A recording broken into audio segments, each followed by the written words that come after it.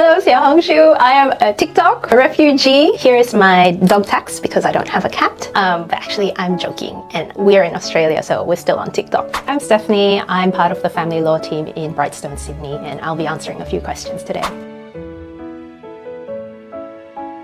I think working in family law, it would be more strange to say I haven't met any clients and potential clients like that. When you do family law, you're really dealing with people in one of the worst times of their lives. So yes, I do get quite a few clients who come to me and their mindset, especially at the beginning, is very focused on I want to win and I want to make the other person sorry. And this is not really the best way to go because with family law, especially where there are children involved, there aren't any winners. There's only really losers, and you'll find that the people who lose the most are going to be your children because they're not going to have that stability of a two-parent household anymore, and you'll find that they're now moving between houses. So I do get quite a few clients who come to me with that mindset, and I always try to push them out of that mindset, or eventually they do move out of it on their own, but it's usually when legal fees start to become a bit high.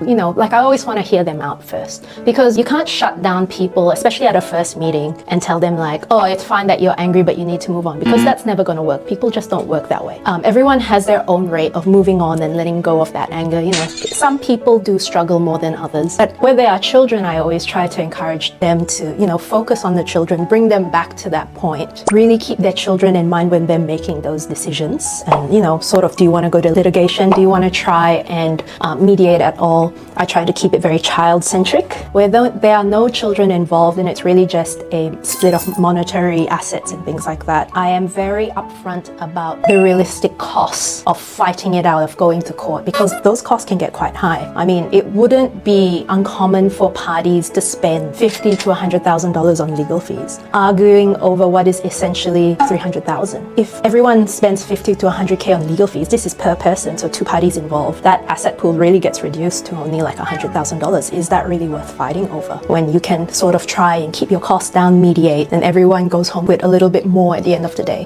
I've seen a couple of cases where have ended up spending $500,000 of legal fees. I could sit here and say like, oh, good for us, good for the lawyers. But the reality is that, you go to court and you read the materials and you have to see that, the children of these people are really suffering. So I try to be very upfront, and I try to give my clients the information they need so they're sort of empowered to make those decisions.